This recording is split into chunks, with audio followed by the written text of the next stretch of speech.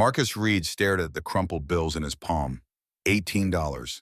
Two tens would have made 20, but one of the tens had torn years ago, and he'd taped it back together with Scotch tape that had yellowed and peeled at the edges. The five was crisp, probably from the ATM last week. Three ones completed the collection. Everything he had until he found another job. Everything standing between him and watching his 7-year-old daughter go to bed hungry. The woman sitting on the bench beside him counted coins for the fourth time. Her hands shook so badly the quarters kept slipping through her fingers and clinking onto the concrete. She'd start over whispering numbers under her breath, and each recount ended the same way. $4.50. The bus to downtown Columbus cost $7. She was $2.50 short, and the last bus left in 11 minutes. Marcus had been fired 2 hours ago. Not laid off, not downsize fired. Kevin Martinez and Beth Walsh had sworn to Larry Johnson, the floor supervisor, that they'd seen Marcus stuffing circuit boards into his backpack. $3,500 worth of components, they'd said.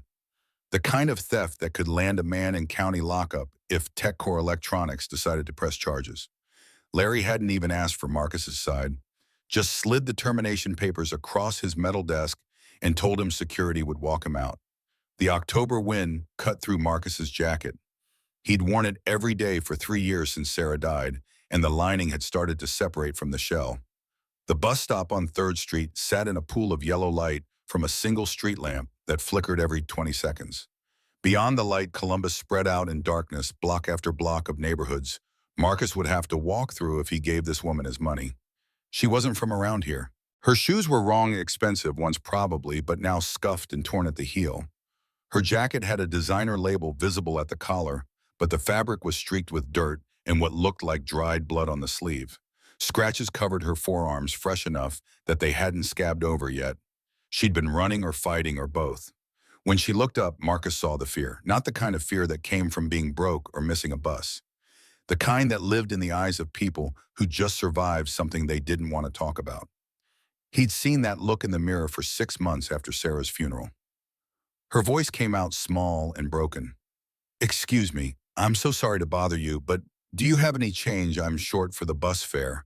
I need to get downtown. He's going to come back." The last part slipped out like she hadn't meant to say it. She covered her mouth with one hand, then went back to counting her coins. $4.50, still $4.50. The numbers wouldn't change no matter how many times she stacked the quarters. Marcus thought about Lily. Mrs. Kate had her right now, probably already fed her something from the neighbor's own cupboard, because Marcus hadn't had time to leave anything before the security guard marched him out of TechCore. Mac and cheese, most likely. Mrs. Kate always made mac and cheese when she watched Lily, the kind from the blue box that cost 89 cents at Kroger. Tomorrow morning, Lily would want cereal. The box at home was almost empty. $18 would buy a new box milk, maybe some bread and peanut butter. Enough for 3 days if he stretched it. If he gave this woman his money, he'd walk 6 miles home. Past the check cashing place on 5th, where the security guard carried a shotgun. Past the abandoned factory on 11th, where someone had been mugged last month. Past the stretch of Cleveland Avenue, where the streetlights had been out for 2 weeks and the city hadn't bothered to fix them. His shoulder already ached from the assembly line work, the repetitive motion that had left him with tendinitis the doctor said would never fully heal. 6 miles on an empty stomach in the cold would make it worse. But this woman was in danger. Real danger. The kind where someone came back to finish what they'd started. Sarah's voice echoed in his memory as clear as if she were sitting beside him on this bench. They'd been at Coney Island the summer before Lily was born, watching the sunset over the water. Sarah had given a homeless man the last $20 in her purse, and Marcus had asked why. They'd needed that money for the subway ride back to their hotel. She'd smiled and said something he'd never forgotten. "When you can help, you help. It doesn't matter how much you have left. What matters is whether your heart feels lighter after you give." His heart hadn't felt light in 3 years, not since the hospice nurse had gently closed Sarah's eyes and told him it was time to call the funeral home. Not since he'd had to explain to a 4-year-old that mommy wasn't coming home from the hospital. Not since he'd sold Sarah's car to pay for the funeral and still ended up $3,000 in debt. But right now, looking at this terrified woman who kept glancing over her shoulder toward the dark street, Marcus thought maybe Sarah had been onto something. He held out the bills. Here, take it. Get yourself somewhere safe. The woman stared at the money like he'd just offered her $1 million. I can't.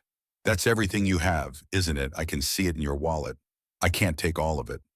Something in her voice suggested she'd been wealthy once. The diction was too precise, the vowels too carefully shaped. This wasn't a woman used to begging for bus fare. Marcus pushed the bills toward her. Please, just take it. I'll be okay. Her hands trembled as she accepted the $18. She smoothed out the bills, folding them carefully, then pulled a torn piece of paper from her pocket and a pen that barely worked. The ink came out in sputters, but she managed to scratch out an address. This is where I'll send the money back, I promise you. I don't know how yet, but I will. This isn't who I am. Tonight has been... Her voice cracked. She couldn't finish the sentence. Marcus took the paper and tucked it into his wallet without looking at it. People always promised to pay you back. They never did. That was just how the world worked. But it didn't matter. He'd made his choice. She stood as the bus hissed to a stop at the curb, its doors folding open with a pneumatic sigh. I'm Emma. I'll never forget this. Thank you. The doors closed and the bus pulled away, leaving Marcus alone under the flickering streetlight. He watched the tail lights disappear around the corner onto Broad Street, then started walking. The first mile wasn't bad. 3rd Street to 5th, past the closed storefronts and the bodega with the barred windows. His breath made clouds in the October air. He'd been fired in late afternoon and the sun had set during his bus ride to this stop. Now it was nearly midnight and the temperature had dropped into the 40s. His jacket wasn't warm enough. By the 2nd mile, his shoulder had started to throb. The same shoulder he'd injured last year when a pallet of components had shifted and caught him against the assembly line. Workers' comp had covered the emergency room visit, but not the physical therapy his doctor recommended. He'd gone back to work after a week because missing more time meant missing more paychecks, and the tendinitis had settled in for good. The 3rd mile took him past the abandoned factory. Someone had smashed out all the windows on the ground floor and covered the openings with plywood, but the plywood had been tagged with spray paint, and half of it had been torn down. He could hear voices inside, young and male, laughing about something. He walked faster. 4th mile, Cleveland Avenue. The broken streetlights left entire blocks in darkness. Marcus kept to the middle of the sidewalk, away from the alleys and doorways. A police cruiser passed going the opposite direction, and the officer inside gave him a long look but didn't stop. Marcus knew what he saw. A middle-aged man in a cheap jacket walking alone after midnight in a neighborhood where people didn't walk after dark unless they had to. 5th mile. His stomach had stopped growling hours ago, replaced by a hollow ache that spread from his abdomen to his chest. He hadn't eaten since breakfast, 2 pieces of toast and instant coffee at 6 in the morning before his shift at TechCore. $13 a week for the cafeteria had seemed like too much when he could pack a lunch, except this week he hadn't had anything to pack. The $18 he'd just given away would have bought groceries. Real groceries, not just ramen and canned soup, but the woman Emma had needed it more. He kept telling himself that, with each step, she'd needed it more. The 6th mile brought him into Riverside District, where the apartment building stood 3 stories tall, with aluminum siding and concrete steps. His building was at the end of Cypress Street, number 447, 3rd floor apartment C. Mrs. Kate's light was still on in 2B. She'd wait up until he got home just to make sure Lily was settled and he hadn't ended up in the hospital or worse. He climbed the steps one at a time, using the railing to take weight off his bad shoulder. The hallway smelled like someone had cooked cabbage earlier, and the fluorescent light near the elevator buzzed and flickered. He unlocked his door as quietly as he could and stepped inside. The apartment was exactly as he'd left it that morning. Small living room with a couch he'd bought from Goodwill after Sarah died, and its brown leather cracked and peeling at the arms. Kitchen barely big enough for 2 people to stand in at once, with laminate countertops that had been installed sometime in the 80s and never replaced. Lily's artwork covered the refrigerator, crayon drawings of flowers and houses and families. In every picture, she drew 3 people, Daddy Lily and Mommy, even though Mommy had been gone for 3 years. Lily's door was closed. Marcus pushed it open an inch and listened to her breathing deep and steady. She slept on her side with one hand tucked under her cheek, exactly the way Sarah used to sleep. The resemblance hit him harder some nights than others. Tonight it felt like a fist around his heart. The kitchen table held a stack of bills rubber-banded together. Marcus sat down and spread them out. Rent $850 due in 5 days. Electric $87, water $33.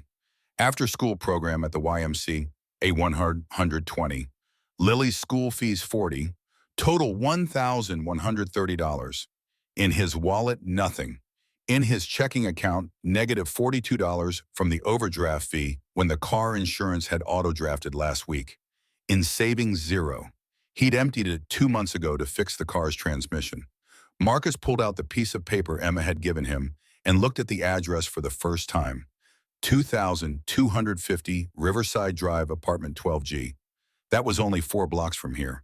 She lived in one of the new buildings they'd put up near the river, the ones with the doorman and the parking garage, and rent that started at $2,000 a month.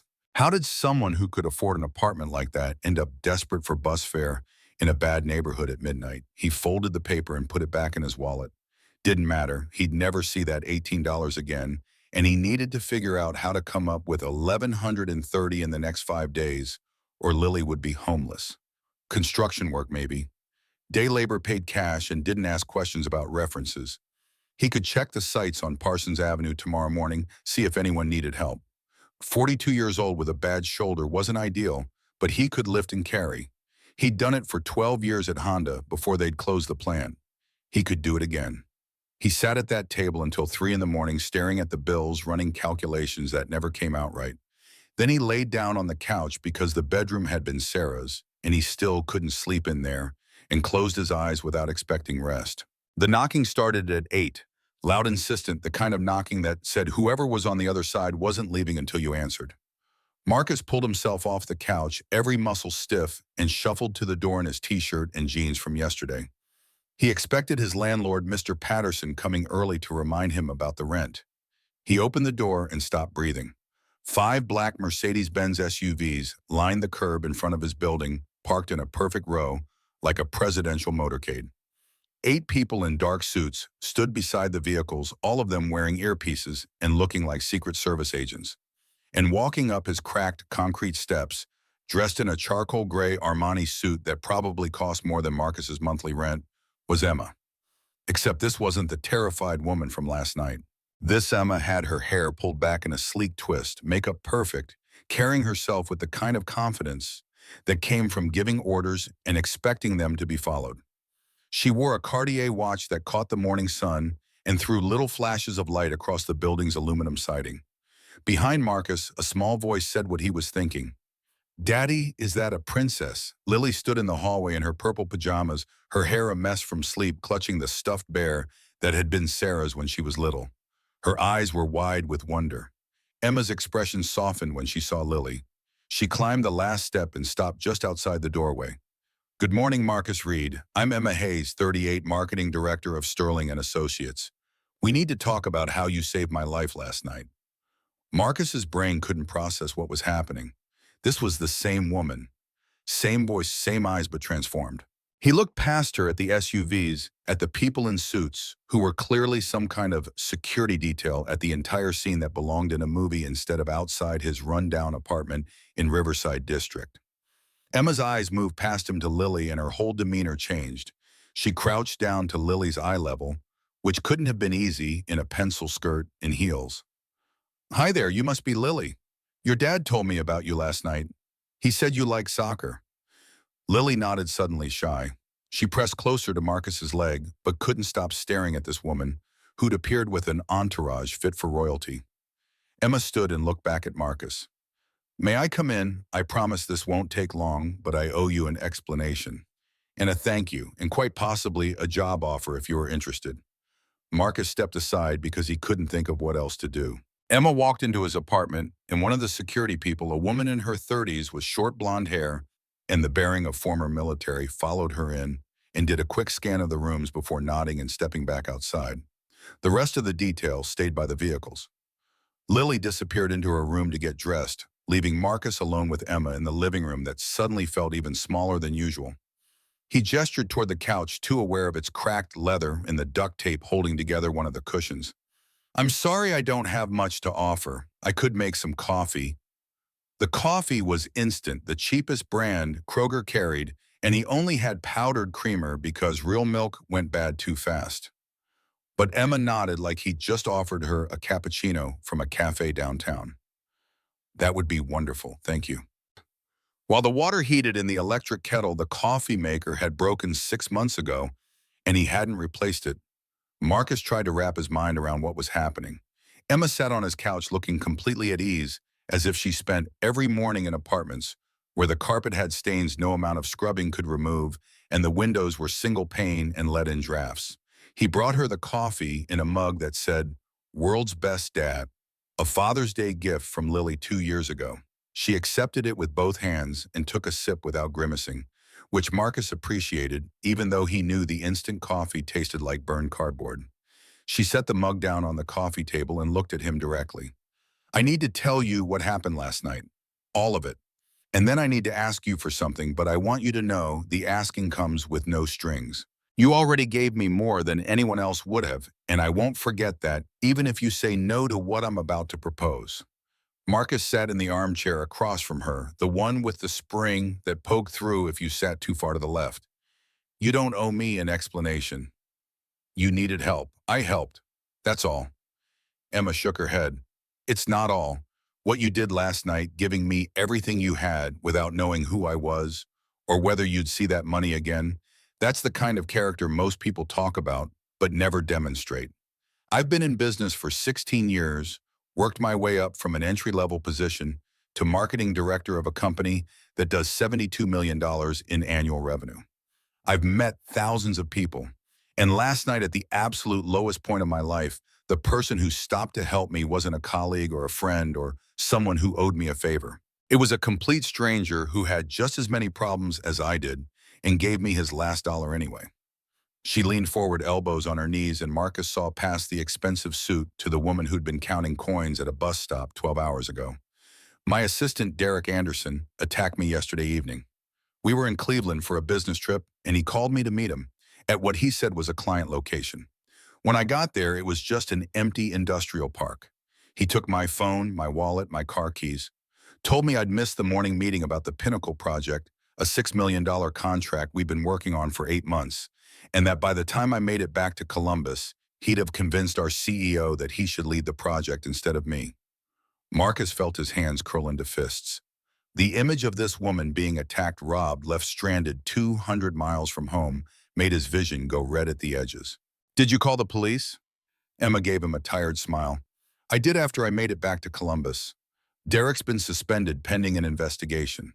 But here's the thing, Marcus. Derek didn't do this alone. He couldn't have. He needed access to company systems I don't think he has. He needed information about my schedule and movements that suggests someone else fed it to him. And he's been with Sterling and Associates for 4 years, which means he's had plenty of time to build relationships and hide whatever he's been doing wrong." She picked up her coffee and took another sip, giving herself time to think. "I need someone to investigate Derek.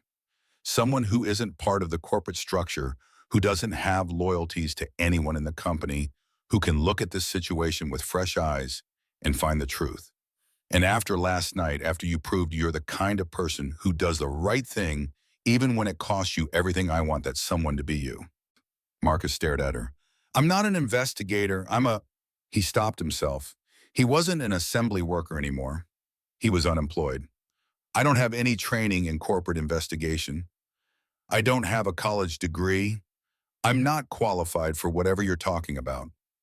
Emma set the coffee down and leaned back against the couch. "Tell me about your background. What did you do before TechCore?" Something in her tone made Marcus realize she already knew.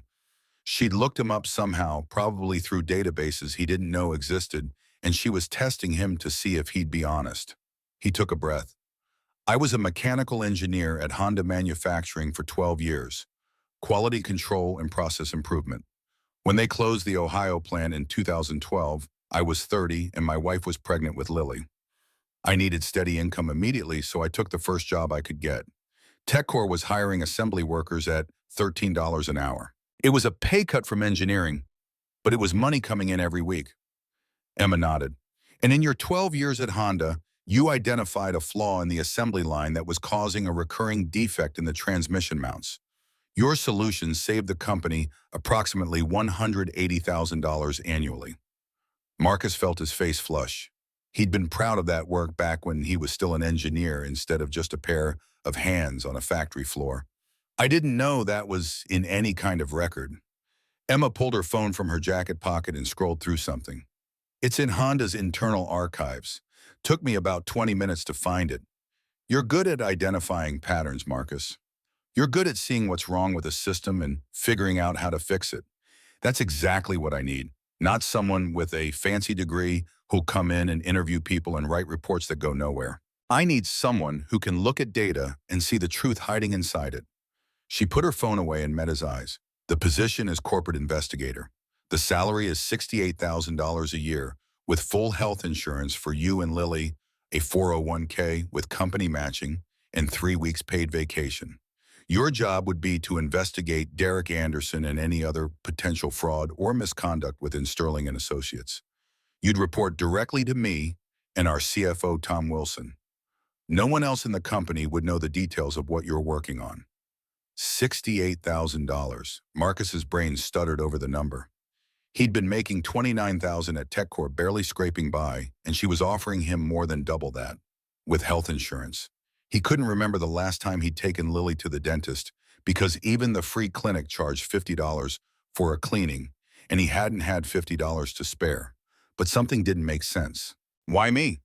You could hire a professional investigator, someone with experience in corporate fraud. Why would you trust this to someone you met last night at a bus stop? Emma stood and walked to the window looking out at the SUVs below. I could hire a dozen investigators with impressive credentials. But credentials don't tell me about character. Last night you gave me your last $18 without asking my name or what I'd do with it. You saw someone in trouble and you helped. That's integrity, Marcus. And right now I need integrity more than I need credentials. She turned back to him. Derek fooled me for 4 years. He had stellar performance reviews. He was efficient, organized, always 2 steps ahead on projects. And all that time he was planning to take everything I'd built. I can't trust the people inside my company right now because I don't know who else might be involved. But I can trust a man who gave away his last dollar to a stranger. Lily appeared in the doorway dressed in jeans and a purple t-shirt with a soccer ball on the front. She'd brushed her hair, which meant it stuck up in about 7 different directions instead of the usual 10. She looked at Emma with open curiosity. Are you really a princess? Emma laughed and the sound was genuine and warm. No, sweetheart.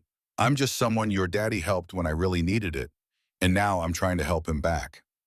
Lily walked over to Marcus and climbed into his lap, something she only did when she was thinking hard about something. She was getting big, for this would be too big soon, but Marcus wrapped his arms around her anyway. She looked at Emma seriously. Daddy needs help. We don't have money for groceries and the electric man said he might turn off our power. Marcus felt his face go hot. He'd tried so hard to shield Lily from their financial problems, but 7-year-olds noticed more than parents wanted to believe. Lily, it's okay. We'll figure it out. Emma's expression didn't change, but something flickered in her eyes. Sympathy maybe, or recognition. She'd grown up poor too. She understood what it meant to count every dollar and still come up short. She reached into her purse and pulled out an envelope. Marcus, I'm going to be completely honest with you. I need you for this job. I need someone with your analytical skills and your integrity. But I also know you need stability right now. So I'm going to ask you one more time. Will you come work for Sterling and Associates as our corporate investigator? Marcus looked at Lily, who was watching him with complete trust that Daddy would make the right decision. He looked at the bills stacked on his kitchen table. He looked at Emma, who stood in his shabby apartment like she belonged there, offering him a lifeline he desperately needed. But he needed to be clear about one thing. If I find evidence against Derek, I'll report it. But if I find evidence that implicates you or anyone else, I'll report that too. I won't bury the truth to protect anyone, even the person who hired me. Emma smiled. That's exactly why I want you for this job. The truth is the truth, Marcus. Whoever it hurts. He shifted Lily off his lap and stood. His legs felt shaky, like he'd just run a marathon instead of sitting in his own living room. He held out his hand. Okay, I accept. Emma shook his hand, her grip firm and businesslike. Then she handed him the envelope. This is $1,000 in advance on your first paycheck. Buy groceries, pay your electric bill, get Lily whatever she needs. Consider it a sign-on bonus. Marcus opened the envelope and saw 10 crisp $100 bills. For a moment, he couldn't speak. $1,000 would cover the immediate crisis and give them breathing room for the first time in months. He tried to hand it back. I can't accept this. It's too much. Emma closed his fingers around the envelope. You gave me your last $18. This is me returning the favor with interest. And Marcus, I'm investing in you. Don't make me regret it. She pulled a business card from her pocket and wrote something on the back. This is the address for Sterling and Associates. We're on floors 22 through 24 of the Huntington Center downtown. Be there Tuesday morning at 8. Tom Wilson, our CFO, will get you set up with an office and computer access. Marcus took the card. The front listed Emma Hayes, marketing director, with a phone number and email address.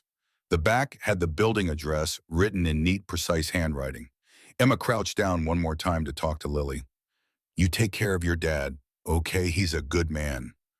Lily nodded solemnly. He's the best dad. Emma stood and walked to the door, then paused with her hand on the knob. Marcus, thank you for last night. You didn't have to help me, but you did. I won't forget that. Then she was gone, the door closing softly behind her. Marcus heard her heels clicking down the concrete steps, heard car doors opening and closing, heard the SUVs pull away from the curb one by one. Lily tugged on his shirt. Daddy, is she really going to give you a job? Marcus looked at the envelope in his hand, at the business card, at his daughter's hopeful face. Yeah, baby, I think she is.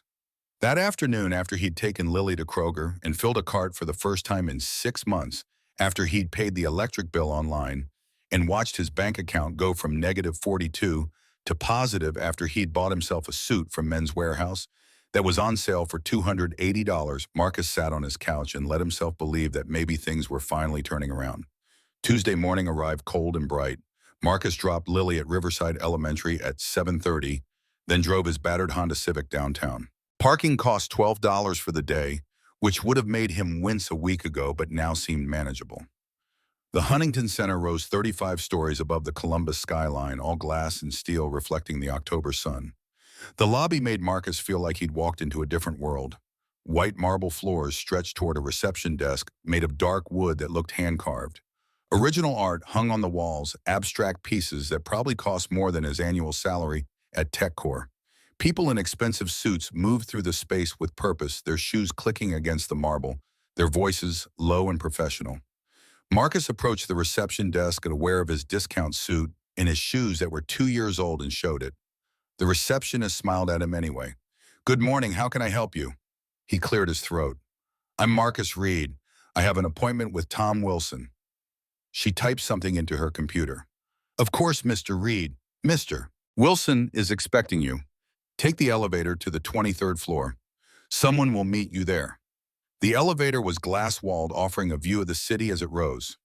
Marcus watched Columbus spread out below him, the morning traffic on Broad Street, the Scioto River winding through downtown, the neighborhood stretching toward the suburbs. From up here, everything looked clean and organized and manageable. The doors opened on the 23rd floor to reveal an open office space that could have been featured in a business magazine. Modern cubicles with glass partitions instead of gray fabric walls. Conference rooms with floor-to-ceiling windows. A break area with an espresso machine that probably cost more than Marcus's car.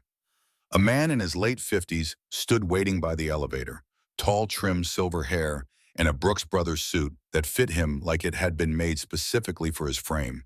He extended his hand as Marcus stepped off the elevator. Marcus Reed, Tom Wilson. Welcome to Sterling and Associates. Tom's handshake was firm but not aggressive, and his smile reached his eyes. He had the kind of weathered face that suggested he'd worked his way up rather than started at the top. Emma told me about you. Glad you're joining the team. Let me show you around. The tour took 20 minutes. Tom pointed out the different departments. Marketing on 24, operations on 22, finance and HR on 23. He introduced Marcus to a few people, though he kept the introductions vague. This is Marcus Reed joining our compliance team. Nobody asked questions, which suggested Tom had the kind of authority that discouraged casual curiosity. They ended up in a small office on the 23rd floor with a window that looked out over a parking lot. Not a corner office, not impressive by Sterling's standards, but it had a door that closed and a desk with a new computer and a chair that didn't have any duct tape holding it together. Tom gestured for Marcus to sit. He settled into the chair across from the desk, crossed one leg over the other, and got straight to business. Emma briefed me on the Derek Anderson situation. Ugly business. I've worked with Derek for 4 years and never saw this coming, which tells me he's either very good at hiding who he really is, or I'm getting too old to read people. Marcus didn't know what to say to that, so he stayed quiet. Tom continued, your job is to find the truth. Emma wants to know if Derek has been stealing from us, and if so, how much and for how long. She also wants to know if he had help. I'll give you access to our financial systems expense reports, vendor databases, anything you need. Your official title is corporate investigator, but most people will just know you as working in compliance. Don't volunteer information about what you're actually doing. He pulled a folder from the briefcase he'd set beside the chair and slid it across the desk. This is Derek Anderson's file. Performance reviews, salary history, approved expenses for the last 18 months. Start here. If you need anything else, ask me or Emma. Nobody else. Marcus opened the folder and scanned the first page. Derek had started at Sterling 4 years ago as Emma's administrative assistant. His performance reviews were exemplary, organized, proactive, excellent with clients. His salary had increased from $45,000 to $62,000 over 4 years, which suggested Emma valued his work. The expense reports started on page 10. Marcus flipped through them, his engineer's brain automatically cataloging patterns. Client dinners at upscale restaurants, business trips to Chicago, Atlanta, Nashville, hotel stays at Hilton and Marriott properties. Everything properly documented with receipts, everything approved by the appropriate managers. But something nagged at him. The frequency of the dinners seemed high. Derek had submitted expenses for client entertainment 3 or 4 times a week, sometimes more. Marcus had worked in corporate environments long enough to know that even the most client-focused employees didn't entertain that often. Tom watched him scan the reports. See something. Marcus flipped back to a section from 3 months ago. Does Derek's role typically involve this much client entertainment? I'm seeing dinners 3 to 4 times a week, averaging $900 to $1,400 each. Tom frowned. That does seem high.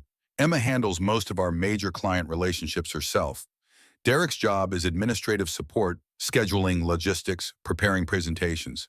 He shouldn't need to wine and dine clients this often. Marcus made a note on the legal pad Tom had left on the desk. I'd like to cross-reference these dinner dates with Derek's calendar, see if he actually had client meetings scheduled. And I'd like to call the restaurants, verify the guest counts he's reporting. Tom smiled. You've been here less than an hour and you're already thinking like an investigator. This is good, Marcus. Trust your instincts. He stood and walked to the door, then paused. One more thing. Emma told me about the $18, about what you did for her when you didn't have to. I've been in finance for 32 years, worked my way up from a warehouse inventory clerk to CFO. I've seen a lot of people who talk about integrity, but don't live it. You live it. That's why I support Emma's decision to bring you on board, even though your background is unconventional. Tom's expression turned serious. But I'm going to be straight with you. Some people in this company won't like having an outsider investigate one of our own. They'll say you're not qualified, that you don't understand how things work here. Don't let them shake you. You're qualified because you know how to find patterns and you're not afraid to tell the truth. That's more valuable than any MBA. After Tom left, Marcus spent the rest of the morning getting familiar with the expense reporting system. It was cloud-based, accessible through a browser with search functions that let him filter by employee, date range, vendor, or expense category. He started with Morton's Steakhouse. Derek had submitted 24 separate expense reports for dinners there over the past 18 months, totaling $31,400. Each report listed the dinner as client entertainment with 4 to 6 guests. The receipts showed expensive wine bottles running $150 to $200 in premium cuts of meat. Marcus pulled up Derek's Outlook calendar, which Tom had given him access to, and cross-referenced the dinner dates. Out of the 24 Morton's dinners, only 11 showed client meetings on Derek's calendar. The other 13 had no corresponding appointments. That didn't prove fraud. Derek could have had informal meetings that weren't on his calendar, but it raised questions worth asking. Marcus picked up his desk phone and dialed the number for Morton's he'd found online. A hostess answered on the third ring. "Morton's Steakhouse, this is Jennifer. How can I help you?" He thought about how to approach this. The truth seemed simplest. "Hi, Jennifer. My name is Marcus Reed, and I'm doing some routine verification for Sterling and Associates. We're updating our records, and I need to confirm some details about reservations made by our employee, Derek Anderson." Jennifer's voice stayed pleasant and professional. "I can help with that. Let me pull up our system. What dates are you looking at?" Marcus gave her 3 dates from Derek's expense reports, all from the past 6 months. He heard clicking as she typed.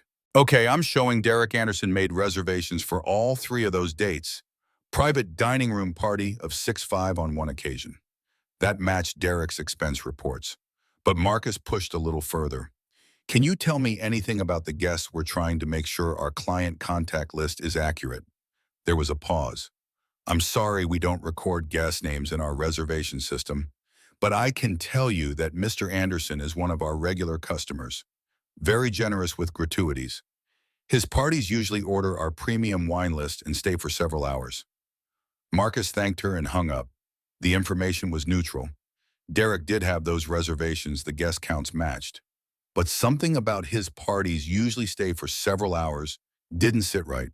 Client dinners were work. You ate, you talked business, you paid the check and left. You didn't linger for hours unless you were socializing, not working. He spent the afternoon digging deeper into vendor records.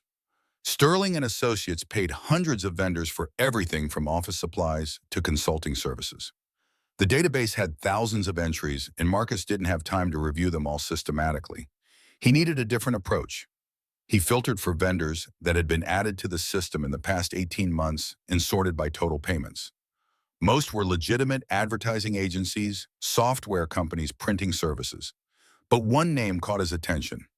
Summit Consulting LC, $127,000 in payments over 14 months. The invoices were vague marketing consultation services and strategic planning support, and they'd all been approved by Derek Anderson. Marcus searched for Summit Consulting online. No website, no LinkedIn profile, no business listings in Ohio or Delaware, where many consulting firms registered. He tried the phone number on the invoices and got a message that the number was no longer in service. A company that didn't exist online couldn't be reached by phone but had received $127,000 from Sterling and Associates, and Derek Anderson had approved every payment. Marcus sat back in his chair and stared at his computer screen. He'd been on the job for 6 hours, and he'd already found evidence of potential fraud. Either Summit Consulting was a shell company Derek had created to funnel money out of Sterling, or it was a legitimate vendor that had gone out of business and left no digital footprint, which seemed unlikely in 2024. He needed to tell Emma and Tom, but first he wanted to be sure. He pulled up the Delaware Division of Corporations website and searched for Summit Consulting LLC. The company existed, registered 9 months ago to a John Mitchell at a mail forwarding address in Dover. The registration was current and active. Marcus searched for John Mitchell in Delaware. Hundreds of results, none of them obviously connected to a consulting firm. He tried the address listed for Summit. It was a UPS store, a mail drop, nothing more. This was a shell company. It had to be. And Derek Anderson was using it to steal from Sterling and Associates. Marcus picked up his phone to call Emma, then heard a chime from his computer. New email. The sender line was blank and the subject said only, "Read this." He hesitated. Could be spam, could be a phishing attempt. But something made him open it. The message had no signature, no greeting, just 4 lines of text in all caps. "Stop investigating or your daughter suffers. Riverside Elementary, Grade 2, Mrs. Patterson. Soccer Wednesdays, 4 p.m. Pickup 3:15 p.m. Purple is her favorite color." Marcus's vision tunneled. His hands started shaking so badly he had to grip the edge of his desk to steady himself. They knew where Lily went to school. They knew her teacher's name. They knew her soccer schedule. They knew her favorite color. Someone was watching his daughter. He grabbed his phone and dialed Emma's number with fingers that wouldn't cooperate. She answered on the second ring. "Marcus, what's wrong?" His voice came out hoarse. They're threatening Lily. Someone just sent me an email. They know everything about her, her school, her schedule details they shouldn't have. Emma, they're threatening my daughter. Silence on the other end, but he could hear her breathing. Then her voice came back sharp and focused. Forward me the email right now. Don't touch anything else on your computer. I'm calling security and we're putting protection on Lily immediately. Marcus, I promise you nothing is going to happen to her. Do you hear me? Nothing. Marcus forwarded the email with hands that felt like they belonged to someone else. Then he sat in a small office on the 23rd floor of the Huntington Center, staring at the words on his screen and wondered what kind of monster threatened a 7-year-old girl to cover up theft. Whoever had sent this email had made a mistake. They'd assumed Marcus would back down to protect his daughter. They'd assumed fear would make him quit.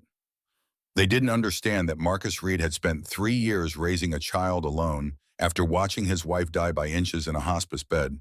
They didn't understand that he'd walked 6 miles in the cold last night after giving away his last dollar because it was the right thing to do.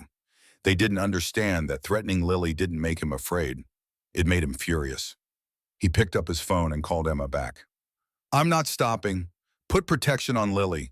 Make sure she's safe, and then I'm going to find out who sent this email, and I'm going to burn their entire operation to the ground. Emma's voice came through steady and certain. Good, because that's exactly what I hired you to do. The 2 bodyguards arrived at Marcus's apartment within 40 minutes. Mike and Steve, both former Marines with the kind of build that suggested they could break a man in half if needed. Emma had them stationed outside the building before Marcus even made it home from the office. They introduced themselves with firm handshakes and no-nonsense explanations. Mike spoke first, his voice carrying the flat efficiency of someone used to giving tactical briefings. We'll run 12-hour shifts alternating. One of us will always be in visual range of your apartment door. We're armed and trained in executive protection. Anyone approaches who doesn't belong here, we handle it. Marcus wanted to argue that this was excessive, that whoever sent the email was just trying to scare him. But the words died when he thought about Lily walking home from the bus stop alone, about her playing in the courtyard after school where anyone could watch. He swallowed his pride. Thank you. Steve handed him a business card with 2 phone numbers. Top number reaches whichever of us is on duty. Bottom number goes directly to Emma Hayes. You see anything suspicious, you call immediately. Don't wait to be sure. Better to be wrong than late. The next morning, a black Chevy Suburban pulled up outside Riverside Elementary at 7:20. The driver was John, 50 years old, with graying temples and the calm demeanor of someone who'd driven in combat zones. He'd pick Lily up at 3:15 every afternoon and deliver her directly to Marcus at Sterling or to the apartment if Marcus was running late. No stops, no variations in routine. Lily thought it was an adventure. She climbed into the back seat with her purple backpack and grinned at Marcus through the window. This is like being a movie star, Daddy. Marcus forced a smile and waved as the Suburban pulled away. His daughter didn't need to know that someone had threatened her life to stop her father from doing his job. She didn't need nightmares about strangers who knew what time she got picked up from school. Emma met him at a coffee shop 3 blocks from Sterling, a place called Common Grounds, that served overpriced lattes to downtown professionals. She'd already claimed a corner table away from the windows, 2 cups of coffee waiting. She looked different in a navy blazer and white blouse, her hair pulled back in a ponytail instead of the severe twist she wore to the office. Softer somehow, though her eyes stayed sharp. She waited until he sat before speaking.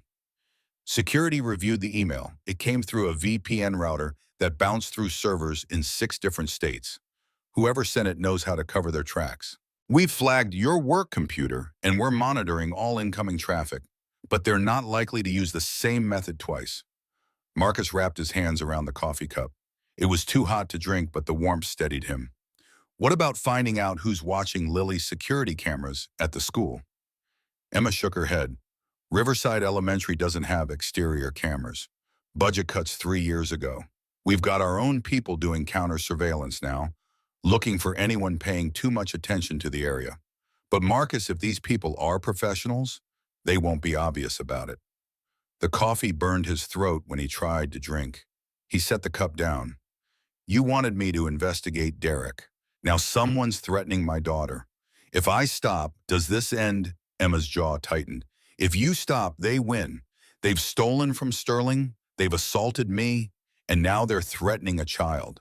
Backing down doesn't make Lily safer, it just tells them that threats work.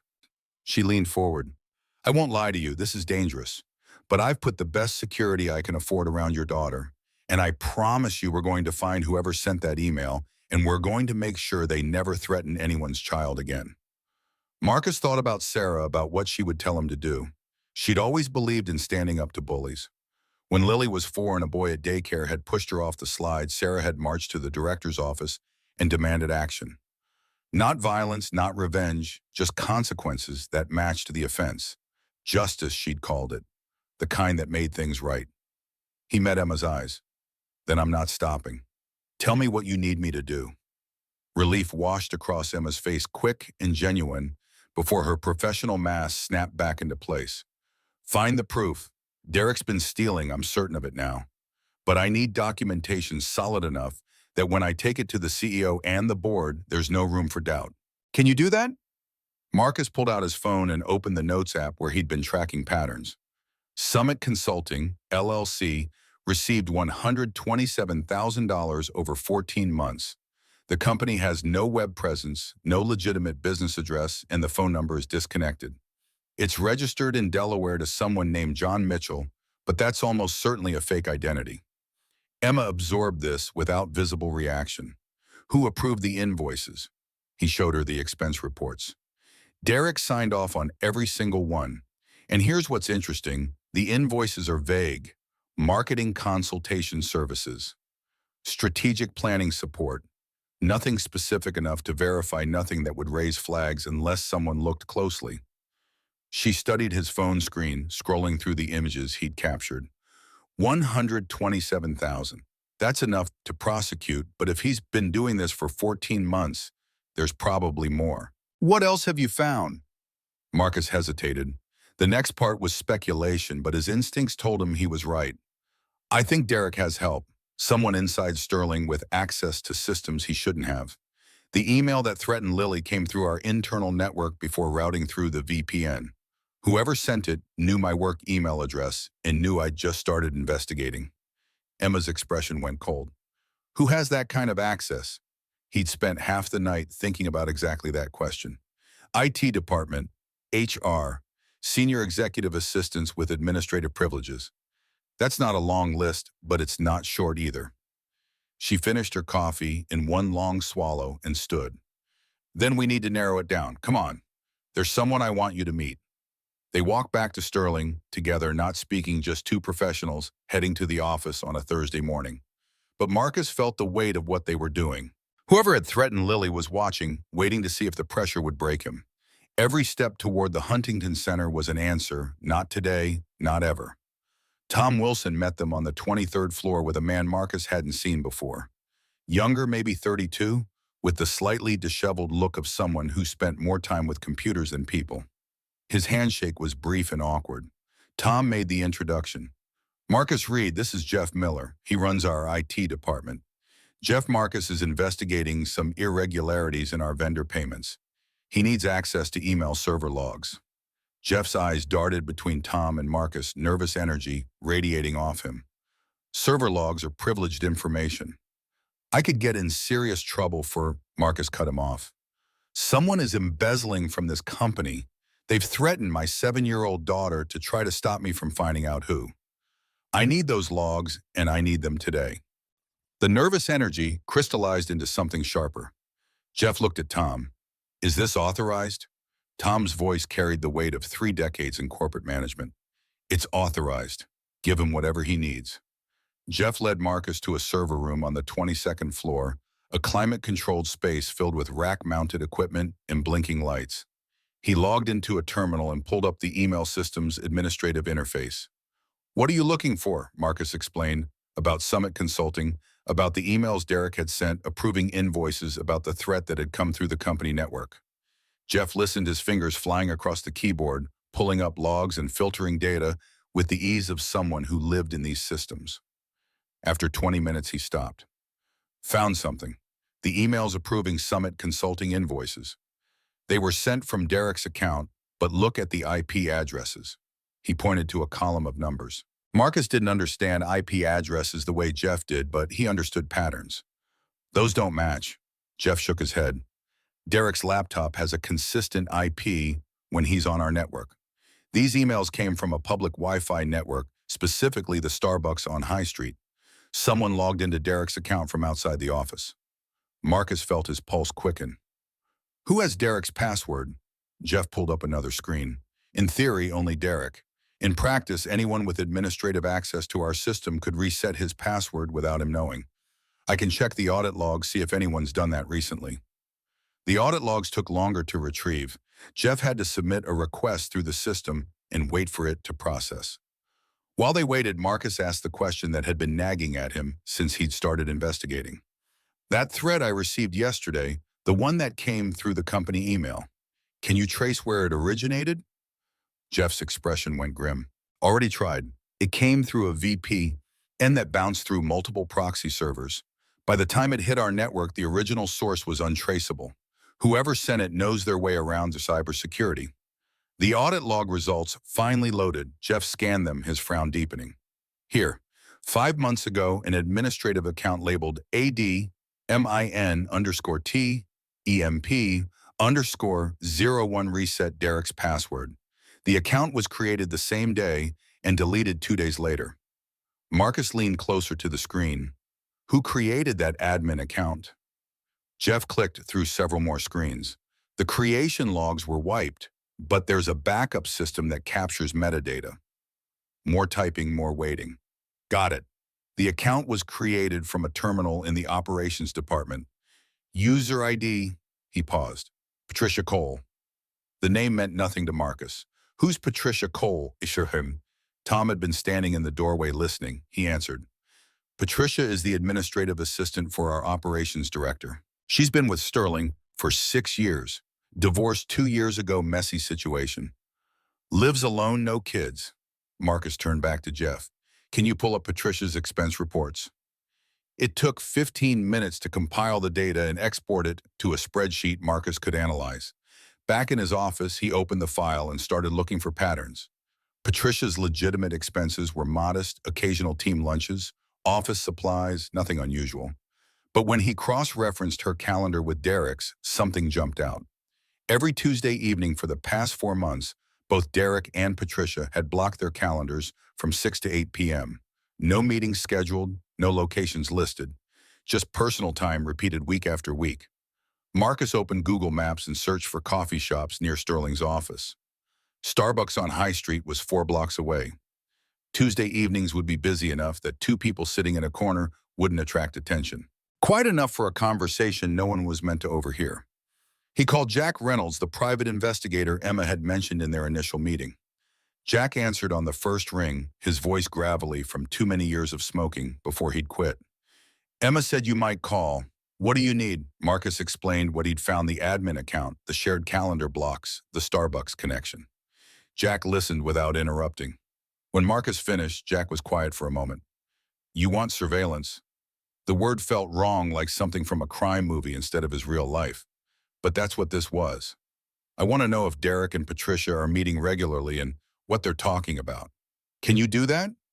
Jack's tone suggested he'd done far more complicated jobs. I can have someone in position Tuesday evening. We'll get photos, see if we can pick up audio if they sit near a window. But Marcus, if they're smart, they won't say anything incriminating in public.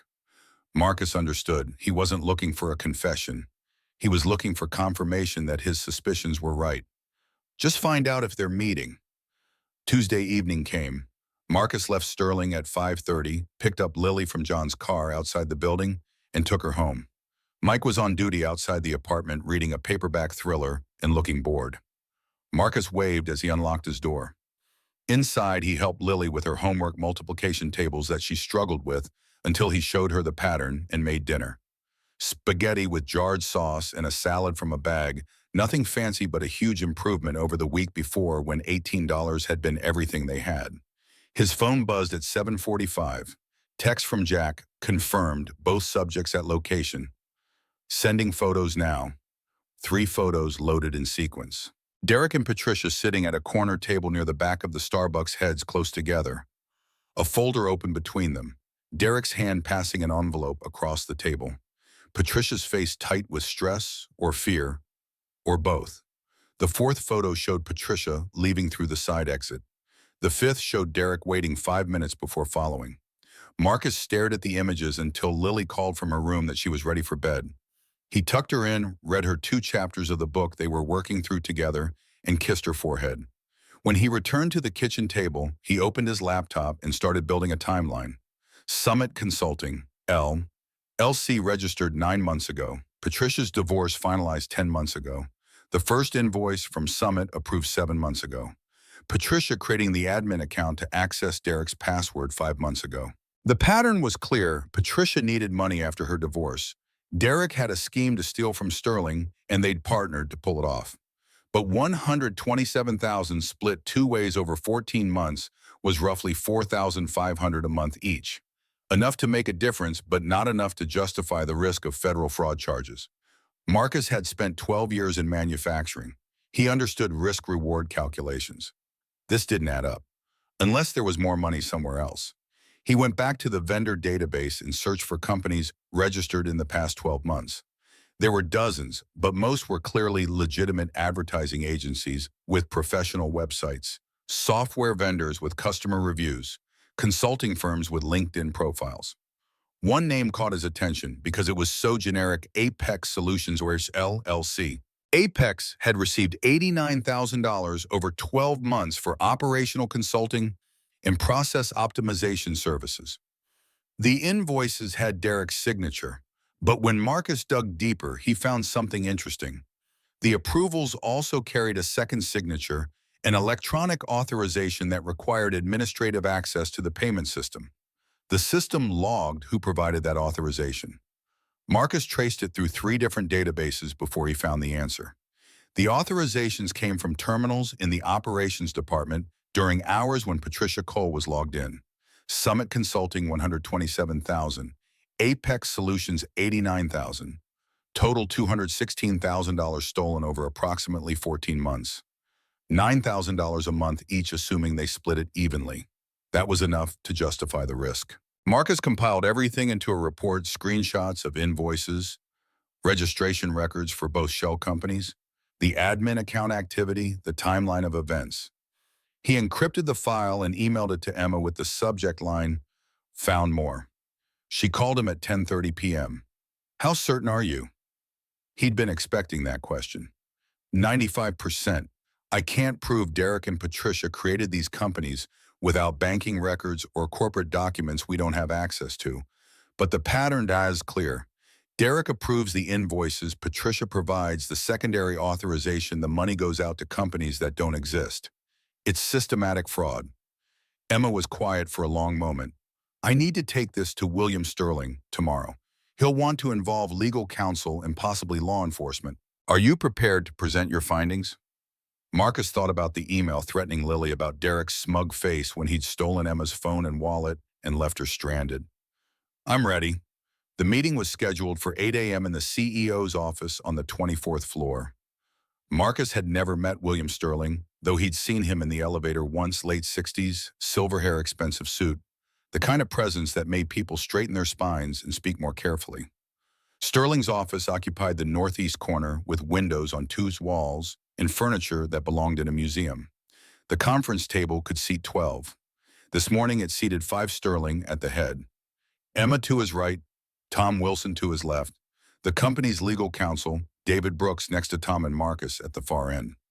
Marcus had dressed in his best suit, the one he'd bought at Men's Warehouse the day after Emma hired him. It still didn't compare to what everyone else wore, but it was clean and pressed, and that would have to be enough. Sterling didn't waste time on pleasantries. "Ms. Hayes tells me you found evidence of embezzlement. Walk me through it." Marcus opened his laptop and connected to the room's display screen. He'd practiced this presentation the night before, cutting it down to the essentials. 15 minutes. No speculation, just facts. He showed them Summit Consulting's registration documents, the fake identity used to establish the company, the invoices approved by Derek, the payments totaling $127,000 for services that were never performed, then Apex Solutions. Same pattern, slightly smaller amounts. Patricia Cole's secondary authorizations. The timing that coincided with her divorce. Finally, the admin account that had reset Derek's password. The email sent from Starbucks instead of the office. The Tuesday evening meetings documented by Jack Reynolds' surveillance photos. Sterling watched without expression. Brooks, the lawyer, took notes in a leather portfolio. Emma sat perfectly still. Tom nodded occasionally, confirming details Marcus referenced. When the presentation ended, Sterling leaned back in his chair. $216,000 over 14 months. And you're certain Derek Anderson and Patricia Cole are working together? Marcus chose his words carefully. The evidence strongly suggests collaboration. Derek couldn't have accessed the secondary authorization system without help. Patricia couldn't have approved payments without Derek initiating the invoices. They needed each other to make this work. Brooks looked up from his notes. This is enough for criminal charges. Wire fraud conspiracy to commit fraud theft. We're talking federal offenses with significant prison time. Sterling's expression hardened. Then we contact the FBI today. I want Derek and Patricia arrested, and I want every dollar recovered. He looked at Marcus. Good work, Mr. Reed. Emma was right to trust you. Marcus should have felt triumph. Instead, he felt dread coiling in his stomach. Derek and Patricia knew he was investigating. They'd threatened Lily to make him stop. When they found out he'd presented evidence to the CEO, what would they do? The answer came faster than he expected. Tom's phone rang at 9:15 while they were still in Sterling's office finalizing next steps. He looked at the screen and frowned. It's my assistant. I need to take this. He stepped into the hallway. When he returned 30 seconds later, his face had gone pale. We have a problem. Derek Anderson just submitted a formal complaint to HR. He's claiming Emma embezzled money from Sterling using shell companies. He has evidence, emails, bank records, witness testimony. HR is convening an emergency review. Emma stood so fast her chair skidded backward. That's impossible. I haven't embezzled anything. Brooks closed his portfolio. Nevertheless, we have to take the allegations seriously. Company policy requires an immediate investigation when fraud is alleged against an officer-level employee. Sterling's jaw clenched. How convenient. The day after Marcus presents evidence against Derek, suddenly Derek has evidence against Emma. He looked at Brooks. Can we ignore this? Brooks shook his head. Not without opening the company to liability. If there's even a chance the allegations are true and we don't investigate, our board could be held responsible. He looked at Emma with something like sympathy. I'm sorry, but until we can verify that Derek's evidence is fabricated, I have to recommend immediate suspension. The word hung in the air like a death sentence. Emma's face went blank, all emotion locked behind a wall of professional composure. How long? Sterling answered. 72 hours. We'll review Derek's evidence and Marcus's evidence simultaneously. At the end of that period, we'll make a determination about who's telling the truth. He stood, signaling the meeting was over. Emma, I've known you for 16 years. I don't believe you've stolen a dime, but I have to follow protocol. Security escorted Emma out of the building at 9:45. They let her take her purse and her phone, but nothing else. Marcus watched from his office window as she crossed the plaza toward the parking garage, her back straight and her head high, even as her entire career collapsed around her. His phone rang. Emma's voice came through tight and controlled. They're going to plant more evidence. Derek knows we're close, and framing me buys him time to cover his tracks or run. A pause. Marcus, you have 72 hours to prove I'm innocent. Can you do it? He thought about Sarah, about the promise he'd made to always do the right thing, even when it cost him everything. I'll do it. But Emma, if they've framed you well enough to fool HR, they've been planning this for a while. I'm going to need help. Her voice softened just slightly. Whatever you need. Tom will give you access to anything. Jack Reynolds is already on retainer. And Marcus, thank you for not walking away when they threatened Lily, for not walking away now. The call ended. Marcus sat in his office and stared at his computer screen at the evidence he'd compiled over the past week and tried to think like a thief. Derek needed Emma gone. Suspension wasn't enough. He needed her fired, discredited, possibly prosecuted. That meant the evidence he'd submitted to HR had to be convincing. Emails showing Emma approving fraudulent invoices. bank records showing money flowing into accounts under her name, maybe even witnesses willing to testify they'd seen her involved in the scheme. All of it fake. But proving it fake in 72 hours meant working faster and smarter than Derek anticipated. Marcus called Jeff Miller. I need email server logs for every message sent from Emma's account in the past year. Can you pull that? Jeff's response came after a long pause. That's going to be tens of thousands of emails. What are you looking for? Marcus explained about Derek's fraud allegations about the supposed evidence showing Emma embezzling. If Derek forged emails from Emma's account, there should be inconsistencies in the metadata. Wrong IP addresses, suspicious timestamps, anything that proves the emails aren't legitimate. Jeff promised to have the data by end of day. Marcus's next call went to Linda Shaw, a forensic accountant Tom had recommended. She agreed to analyze any bank records Derek had submitted, looking for signs of forgery or manipulation. By noon, Marcus had assembled a team. Jeff working on email forensics, Linda reviewing financial documents, Jack Reynolds expanding his surveillance of Derek and Patricia, and Marcus himself coordinating everything, chasing down leads following patterns. The evidence Derek had submitted came through HR at 1 p.m. Marcus read through it with growing dread. The emails looked perfect, sent from Emma's account, proper timestamps authorizing payments to Summit and Apex. The bank statements showed an account in Delaware under the name E. Hayes Consulting Services, with $35,000 deposited over several months. It was a masterpiece of deception. If Marcus hadn't spent the past week investigating Derek, he might have believed it himself. Jeff's email logs arrived at 3 p.m. Marcus opened them and started searching for the messages Derek had supposedly sent from Emma's account. He found them quickly: 17 emails over 8 months, each one approving an invoice from Summit or Apex. But when he looked at the metadata, the timestamps didn't match Emma's typical working patterns. She usually sent emails between 7 a.m. and 6 p.m. These had been sent at 2, 3, 4 in the morning. The IP addresses were wrong too. They didn't match Emma's laptop or home network or phone. Jeff had included a note. These emails were sent from AWS cloud servers in Virginia. Someone spoofed Emma's account using administrative access. I found the admin account that did it, same admin _ temp _ 01, that reset Derek's password. Patricia Cole created it. One piece of the puzzle solved, but Marcus still needed to prove the bank account was fraudulent. Linda Shaw called at 4:30. I've got something. The bank statements Derek submitted show deposits from Summit and Apex into an account supposedly belonging to Emma, but the account was opened 7 months ago using a Delaware mail forwarding address. I contacted the bank. They won't give me details without a subpoena, but I did get them to confirm that the account was opened with a photocopy of a driver's license, not an original. Marcus felt his pulse quicken, meaning someone could have faked Emma's ID. Linda's voice carried the satisfaction of someone who'd found the crack in a seemingly perfect facade. Exactly. And get this, the signature card doesn't match Emma's real signature. I compared it to her signature on sterling documents.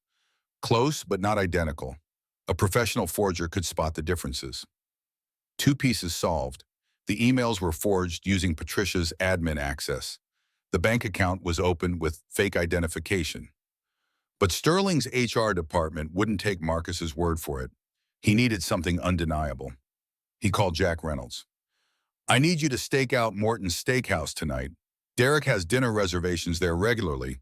If he shows up, I want photos of everyone he meets with. And Jack, if there's any way to get audio, I need it. Jack's response was cautious. Audio recording without consent is illegal in Ohio unless one party knows about it. I can't help you break the law. Marcus understood. Then just photos, clear enough to identify faces.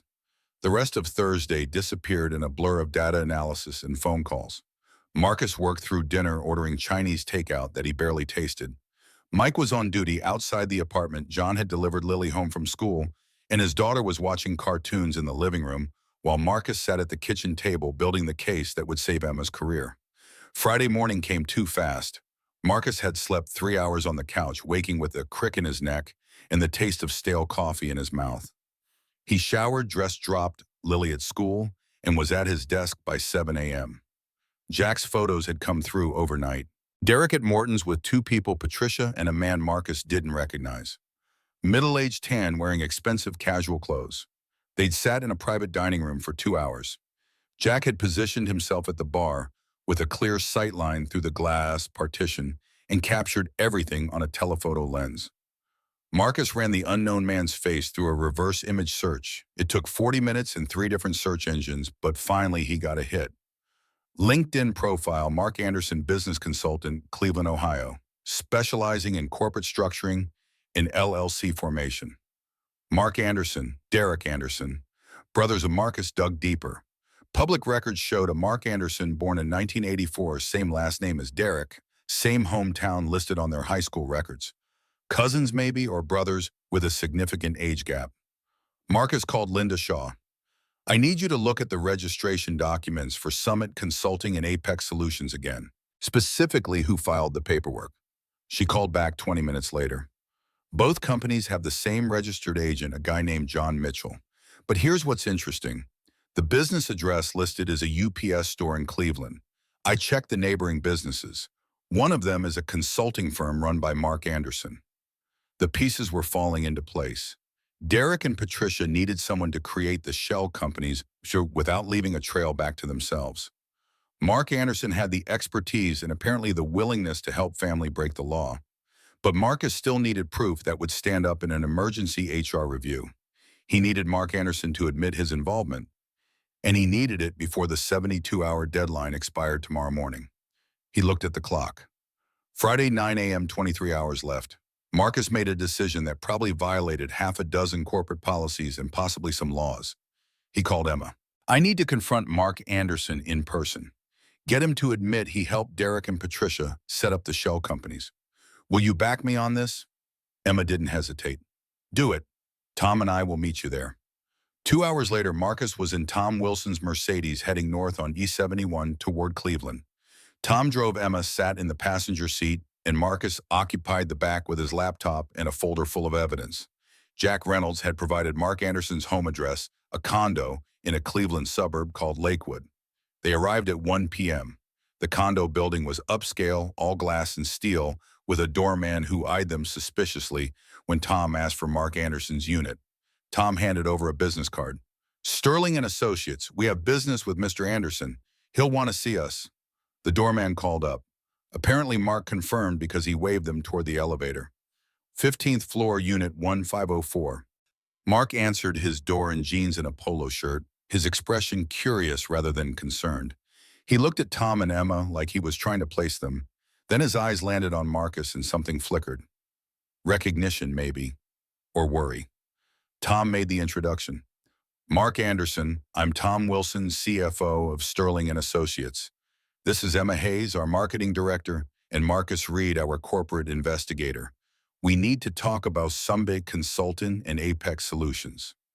Mark's face went carefully neutral. I don't know what you're talking about. Emma stepped forward.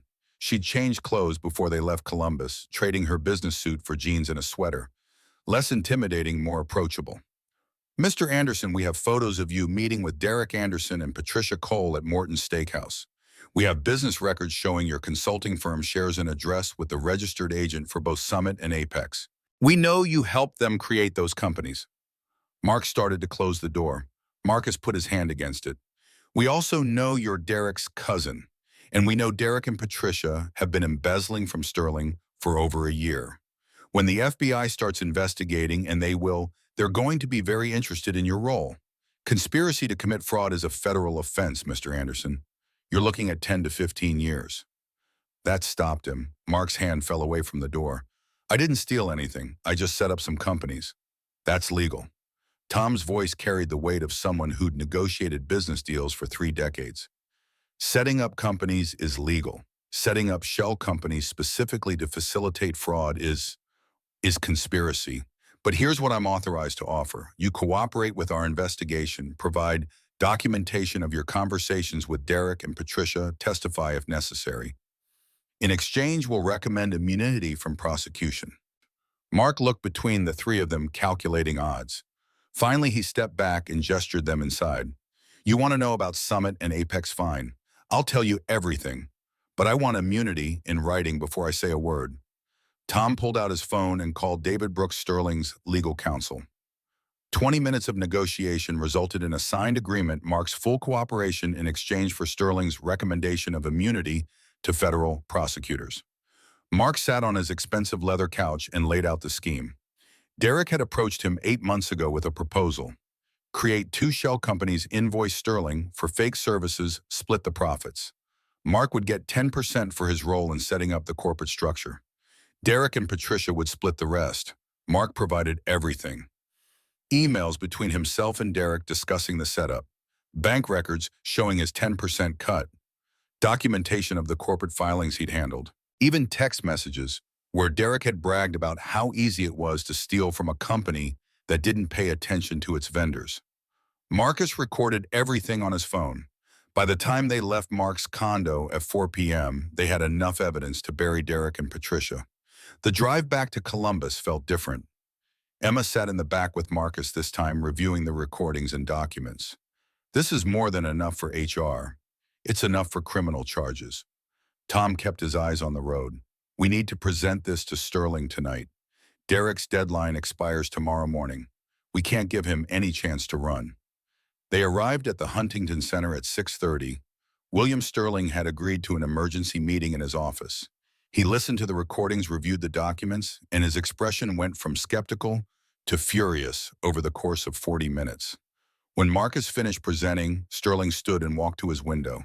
Columbus spread out below, the city lights beginning to glow as the evening settled in. Derek Anderson has worked for this company for 4 years.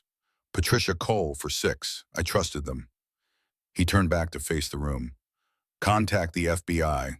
I want them arrested tonight. Brooks pulled out his phone to make the call. Emma looked at Marcus, something unspoken passing between them. Relief maybe? Or gratitude? They'd done it. 72 hours and they'd unraveled Derek's entire scheme. But Derek had one last move to make. At 7:15 p.m., while they were still in Sterling's office, Jeff Miller called Marcus's cell. His voice was tight with panic. Someone's deleting files from the server. Massive data wipes, email archives, financial records, everything you use for your investigation. I'm trying to stop it, but they have administrative access and they're working fast. Marcus felt his stomach drop. Can you trace who's doing it? Jeff's keyboard clattered in the background. It's coming from Patricia Cole's terminal. She must have remote access. Marcus, she's going to erase everything in the next 10 minutes if I can't lock her out. Tom was already on his feet. Cut her access, now. Whatever it takes. Jeff's voice came back, strained. I'm trying, but she's using an admin override. It's going to take me 15 minutes to counter it, and we don't have 15 minutes. Marcus's mind raced. The evidence. All of it was on Sterling's servers. If Patricia wiped those files, they'd have Mark Anderson's testimony and the photos from Morton's, but the financial trail would be gone. Derek's lawyers could argue the recordings were taken out of context. They needed those files, then he remembered. The external hard drive in his desk drawer. He'd started backing up critical files on Monday, a habit from his engineering days when a system crash had once cost him a week of work. Every night before leaving the office, he'd copied the day's findings to the drive. He pulled out his phone and opened the cloud storage app. He'd also been uploading files there, paranoid about losing data. Jeff, how much has she deleted? More typing. About 40% of the financial records. She's targeting everything related to Summit and Apex. Marcus opened his laptop and started uploading files from his cloud storage.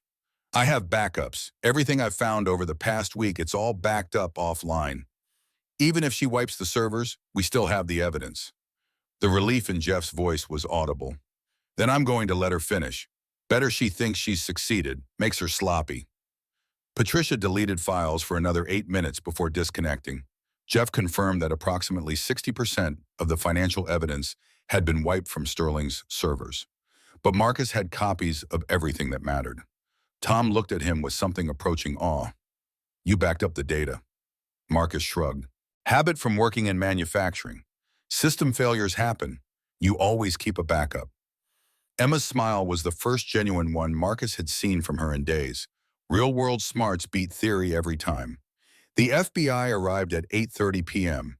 2 agents from the Columbus field office, both carrying the quiet authority of people used to investigating serious crimes. They interviewed Marcus for an hour. reviewed his evidence, listened to the recordings from Mark Anderson's confession. Then they made their calls. Derek Anderson was arrested at his home in Dublin at 9:45 p.m. The agents found $48,000 cash in a suitcase in his closet, along with 2 fake passports and bus tickets to Nashville scheduled for the next morning. He'd been planning to run. Patricia Cole proved harder to catch. She wasn't at her apartment or her sister's house. The FBI put out a warrant and started checking bus stations and airports. They found her at Cleveland Hopkins International Airport at 11 p.m., trying to board a flight to Miami with a connecting flight to the Cayman Islands. She was arrested at the gate. Marcus was still at Sterling's office when the FBI agent called to confirm both arrests. He put the phone on speaker so everyone could hear. Derek and Patricia would be arraigned Monday morning on federal charges: wire fraud, conspiracy to commit fraud, embezzlement, witness intimidation. Sterling looked at Emma. "You're reinstated effective immediately, with my personal apology and the board's. This should never have happened." Emma accepted with grace. "Thank you, sir, but I think the person you should thank is Marcus. He's the one who found the evidence." Sterling turned to Marcus. "You've been with us less than 2 weeks, and you've saved this company over $200,000 and caught 2 criminals. That's impressive work, Mr. Reed. Effective Monday, you're promoted to Director of Corporate Compliance with a salary of $92,000. You've earned it." Marcus felt the weight of the promotion settle on his shoulders. Director, $92,000. 6 months ago, he'd been making $13 an hour assembling circuit boards. The distance between then and now felt impossible, but all he could think about was getting home to Lily, holding his daughter, and telling her that the bad people who'd threatened her were going to jail. Emma walked him to the elevator. The building was mostly empty now, just security guards and the cleaning crew. She hit the call button, and they stood in comfortable silence until the doors opened. Before he could step inside, she put her hand on his arm. "Marcus, I need you to know something. When Derek submitted that evidence against me when Sterling suspended me, I thought it was over. I thought I'd lost everything I'd built." Her voice caught. "But you didn't give up. You worked 72 hours straight to prove I was innocent. You risked your job, maybe your safety, because it was the right thing to do." Marcus didn't feel like a hero. He felt like a tired engineer who'd gotten lucky following patterns and backing up data. "I just did what needed doing." Emma shook her head. "No, you did what most people wouldn't." She stepped back, letting him enter the elevator. "Get some rest. Monday's going to be busy." The elevator descended through 35 floors of glass and steel, carrying Marcus back to ground level, where his old Honda waited in the parking garage. He drove through empty Columbus streets toward Riverside District, toward the apartment where his daughter slept under the protection of bodyguards who would no longer be necessary. Mike was outside the building reading a different paperback. He looked up as Marcus approached. "Heard you got them. Good work." Marcus unlocked his door quietly. Lily was asleep in her bed, purple blanket pulled up to her chin, stuffed, bear tucked under one arm.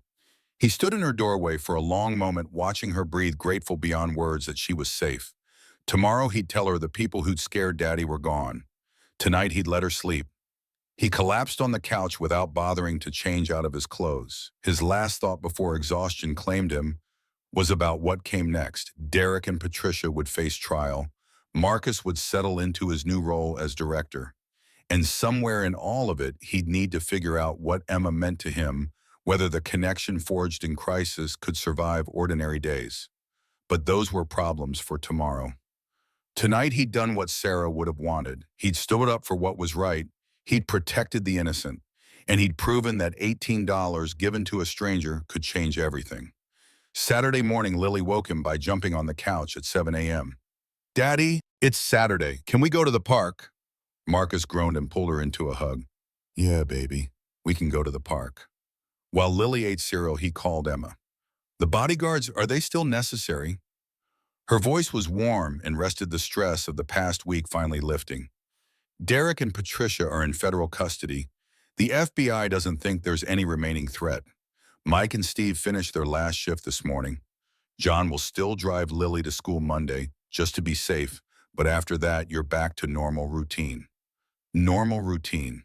The phrase felt foreign after everything that had happened. Marcus wasn't sure what normal looked like anymore. But he knew what Saturday looked like. It looked like taking his daughter to the park, pushing her on the swings, watching her climb the jungle gym with fearless confidence. It looked like buying ice cream from the truck that parked near the playground. It looked like being a dad. He took Lily to Berliner Park where the autumn leaves had turned the trees into flames of red and orange and gold. She ran ahead, her purple jacket bright against the fall colors, and Marcus followed at a walk, letting the tension drain from his shoulders. His phone buzzed. Text from Emma. Lunch tomorrow, there is something I want to discuss.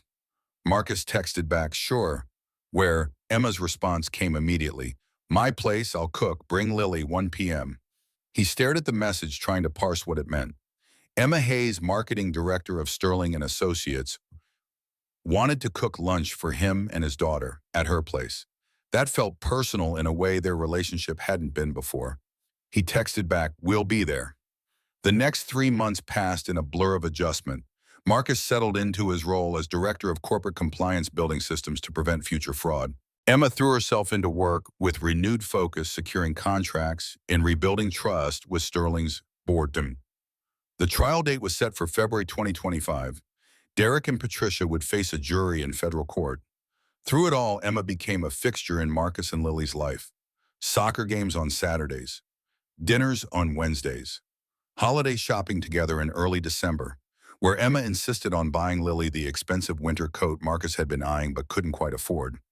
The gossip at Sterling started almost immediately after Emma's reinstatement. Marcus heard the whispers in hallways, saw the speculative glances when he and Emma emerged from meetings together. He pretended not to notice, focusing on his work and reminding himself that he'd earned his promotion before Derek's accusations. But the pressure built. Every decision Marcus made was scrutinized. Every interaction with Emma analyzed for signs of favoritism. When he recommended new compliance software that cost $60,000, 3 colleagues questioned whether Emma had influenced the choice. She hadn't. Marcus had researched 6 different options and chosen based on functionality, but the doubt remained. One evening in mid-December, Marcus sat in Emma's apartment, feeling the weight of it all. She'd made salmon with roasted vegetables, and they'd eaten mostly in silence while Lily played with the new puzzle in the living room. The ease they'd found in October felt strained. Emma finally set down her fork. Talk to me. What's wrong? Marcus didn't have the energy to pretend. The gossip. It's constant. Everything I do gets filtered through, whether I'm involved with you. Emma's expression stayed carefully neutral. Are we involved? The question hung between them. Marcus had been avoiding it for weeks, afraid to name what was developing because naming it made it real, and real meant it could be taken away. I don't know what we are, he said finally, but I know people think we're more than colleagues, and that's affecting how they see my work. Emma stood and walked to the window. The city lights of Columbus spread below. Then maybe we should figure out what we are, because I'm tired of pretending there's nothing here.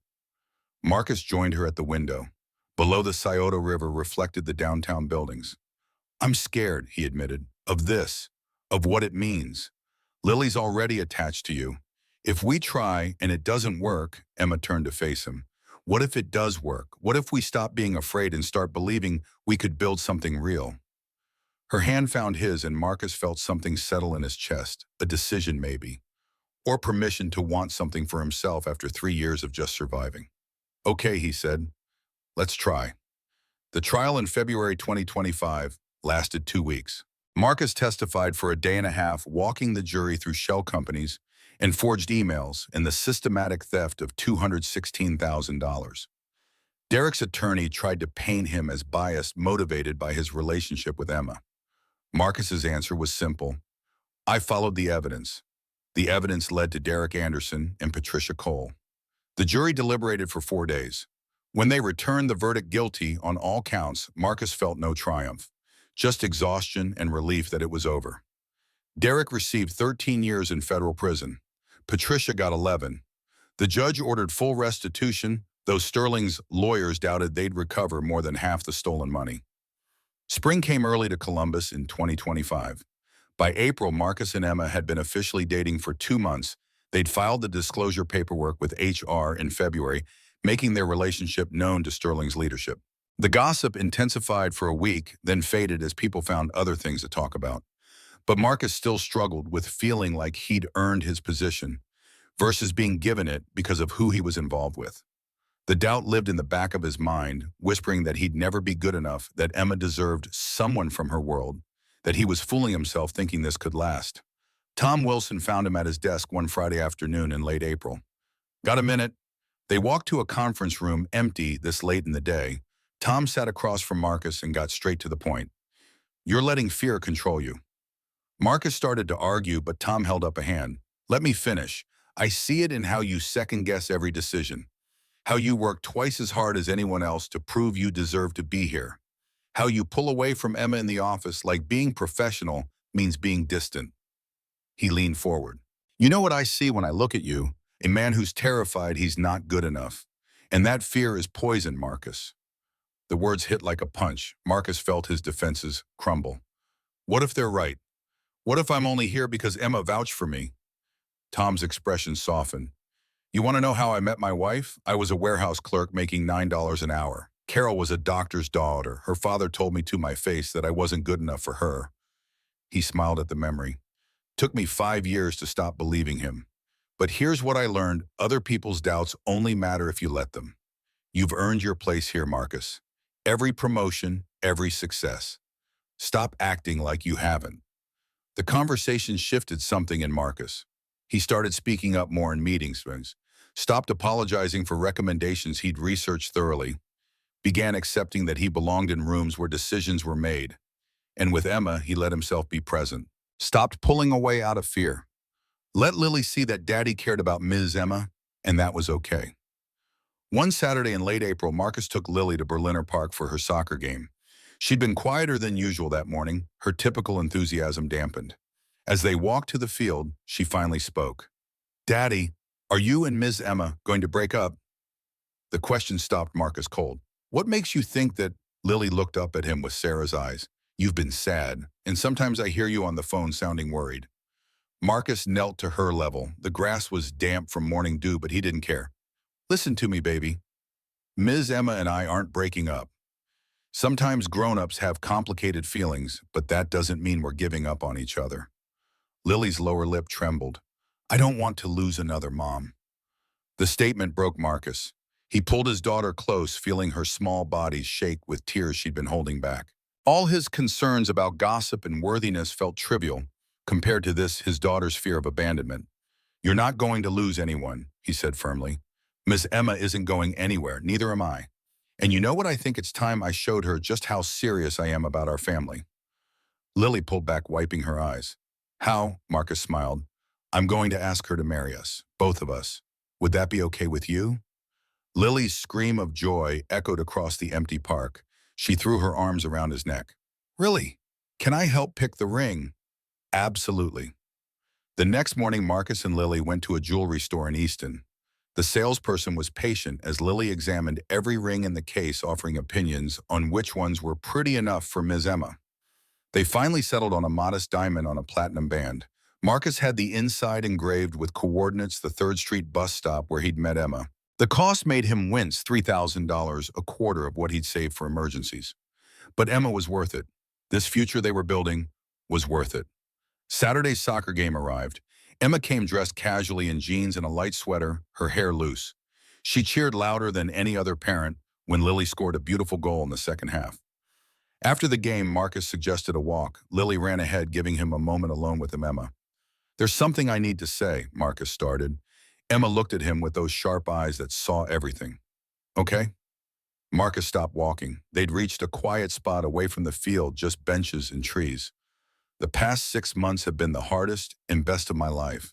Hard because I've had to face doubts about whether I deserve you, whether I belong in your world. Best because I get to wake up every day knowing you're part of my life, part of Lily's life." Emma's expression softened. "Marcus." He pulled out the ring box and dropped to one knee right there on the grass. Emma's hands flew to her mouth.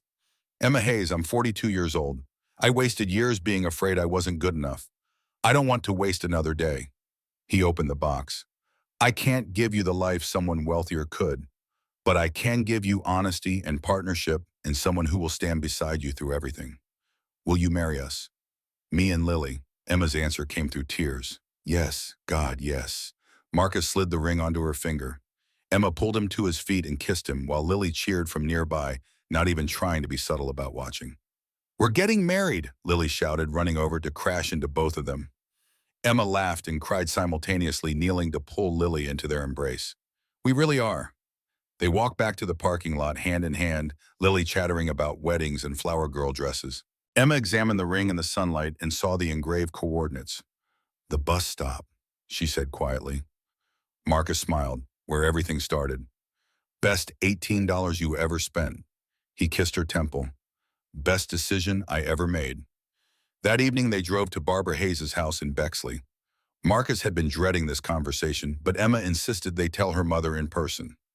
Barbara answered the door in gardening clothes, surprise evident when she saw all three of them. "Emma, Marcus, I wasn't expecting—" Emma held up her left hand, the diamond-catching afternoon sun. "Mom, we're engaged." Barbara's face cycled through several expressions before settling on something between resignation and acceptance. "Come inside." In the living room, Barbara sat across from them with the careful posture of someone choosing words. "Emma, you've known this man 6 months. Don't you think marriage is rushing things?" Emma's voice stayed level. "I know Marcus's character. That's more than I had in relationships that lasted years." Barbara turned to Marcus. "My daughter has worked extremely hard to build her career. Marriage to you will complicate that. Are you prepared for the scrutiny?" Marcus met her gaze. "People already judge our relationship. Getting married won't change that. What it will change is Emma having a partner fully committed to facing those judgments beside her." Barbara was quiet for a long moment. Then she stood cross to her desk and wrote a check. $40,000 made out to Marcus. "This is for Lily's college fund," Barbara said. "My late husband left me comfortable. If you're going to be part of this family, my granddaughter deserves every opportunity." Emma's eyes filled. "Mom," Barbara pulled Marcus into an unexpected hug. "Welcome to the family. But if you hurt her, I'll make you regret it. Are we clear?" Marcus laughed despite his own tears. "Crystal clear, ma'am." They set the wedding for early June 2025, a small ceremony in Barbara's garden. 50 guests, mostly close friends and sterling colleagues who'd become genuine supporters. Tom Wilson stood as best man. Linda Shaw agreed to be maid of honor. Lily took her role as flower girl with absolute seriousness, practicing her walk for weeks beforehand. The day arrived warm and clear. Marcus waited at the makeshift altar in Barbara's backyard, Tom beside him, offering steady support. Chairs were arranged in neat rows, string lights hung overhead for the evening reception. The music started. Lily appeared first, scattering rose petals with careful precision.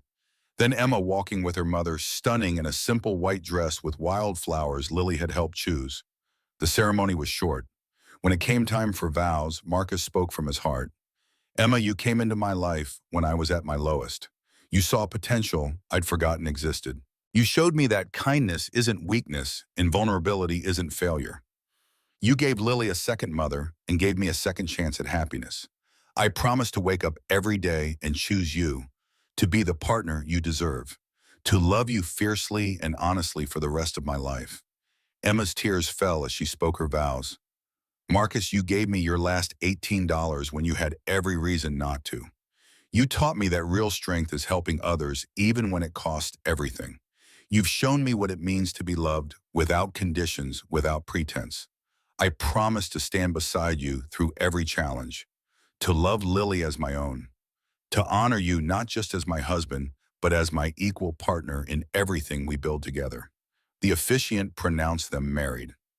Marcus kissed his wife while their guests cheered, and Lily jumped up and down, scattering more petals in celebration. At the reception, Tom gave a toast that made Marcus's throat tight. "I've worked in business 35 years. I've seen people chase success at the expense of character. Marcus and Emma are different. They prove that real strength is choosing right when it costs everything. To Marcus and Emma, may your life together show the world that kindness changes everything." Marcus and Emma's first dance was to a song Lily chose. Halfway through, Lily couldn't contain herself and ran onto the dance floor. Emma scooped her up and Marcus wrapped arms around both of them, swaying together while cameras captured the moment. As evening turned to night and string lights glowed overhead, Marcus stood with Emma at the edge of Barbara's garden, watching fireflies emerge. "We did it," Emma said softly. We're actually married. Marcus pulled her close. Any regrets? Not one. She turned in his arms. You come. Marcus thought about the journey, the bus stop, the investigation, the threats and trials, and doubt. All of it leading here. My only regret is that Sarah isn't here to see Lily this happy. Emma's hand found his. I think she knows, and I think she'd approve of us. They stood together in comfortable silence until Lily appeared barefoot now, with grass stains on her flower girl dress. Daddy, Mom, Em, can we go home? The casual way Lily said Mom, Em made both adults smile. Emma held out her hand. Let's go home. Log, 1 year later, June 2026, Marcus stood in Eden Park, Cincinnati, his hand resting on Emma's swollen belly. 4 months pregnant with a boy they'd already decided to name Daniel after Marcus's father. Lily, now 9 years old, ran ahead on the trail, her energy boundless. They'd moved to Cincinnati 6 months after the wedding, when Sterling expanded and offered Emma the role of president of Cincinnati operations. Marcus came as director of corporate compliance for both locations, finally comfortable in his authority. Life had found a rhythm, work balance with family dinners and soccer games. Emma had learned to delegate. Marcus had learned to accept success without waiting for it to vanish. Lily ran back breathless. Look, a rainbow. Marcus and Emma looked where she pointed. A perfect arc stretched across the sky after a brief afternoon shower. Can we walk to it? Lily asked. Emma laughed. Rainbows don't have endings you can reach, sweetie.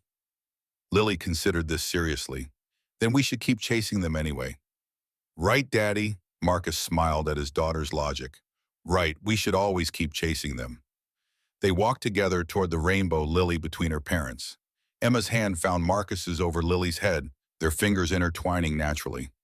Marcus thought about everything that had led to this moment. The job loss that had seemed like the end. The bus stop where he'd made a choice that changed everything. The woman who'd needed help and became his wife. The daughter who'd learned families could expand without forgetting. Sarah's words echoed in his memory. When you can help, you help. What matters is whether your heart feels lighter after you give. Marcus had given Emma $18 and received a family in return. He'd given her trust when she was at her lowest and received love that made him whole. He'd given Lily permission to love someone new and watched his daughter flourish. The rainbow ahead glowed brighter, unreachable, but beautiful. They'd keep chasing it anyway. Together. Marcus pulled Emma closer as they walked. The rainbow was impossible to catch, but that wasn't the point.